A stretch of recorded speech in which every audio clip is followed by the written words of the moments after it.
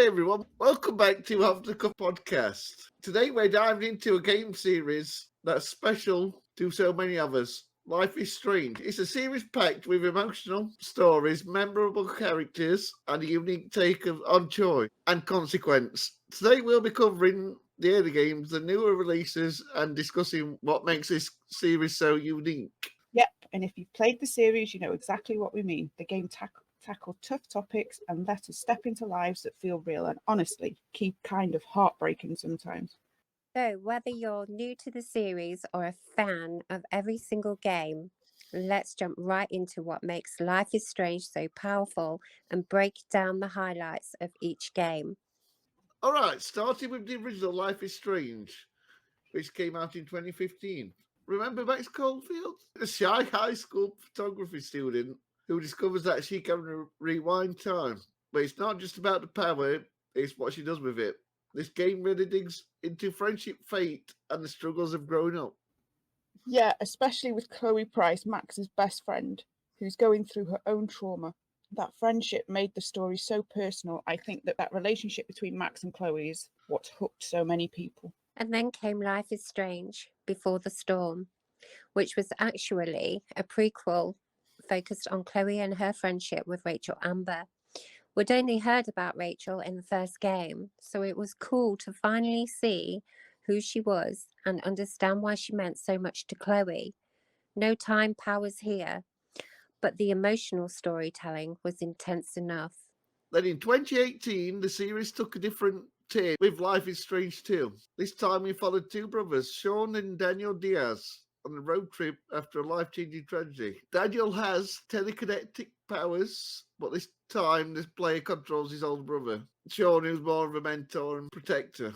Right, which changes the dynamic a lot. The story isn't just about using powers to fix things, it's about the bond between the brothers and how Sean's choices shape who Daniel becomes. The choices feel heavy, like they're not just affecting the characters, but also how they view the world around them. The game also got into topics like identity and social justice, which added a whole new layer. It was a bold move for the series, and while it might not have been for everyone, it showed that Life is Strange wasn't afraid to take risks and address real-world issues. Then in 2021, we got Life is Strange True Colours by Deck 9, the same team behind Before the Storm. This time we're introduced to Alex Chen, who has this empathy power that lets her feel and even influence others' emotions. It's a quieter power, but it feels really personal. And the setting is Haven Springs, this small, beautiful mountain town. True Colours explores Alex's journey as she's trying to connect with people and find her place. Unlike the previous games, this one is a little brighter. It tackles some deep themes like grief and belonging. Yeah, Alex's power lets us see the sides of people they usually hide, which makes every interaction meaningful. It's a different vibe from the earlier games, but still gives you the choice-driven storytelling and emotional depth that fans love. And that brings us to the latest release, Life is Strange Double Exposure.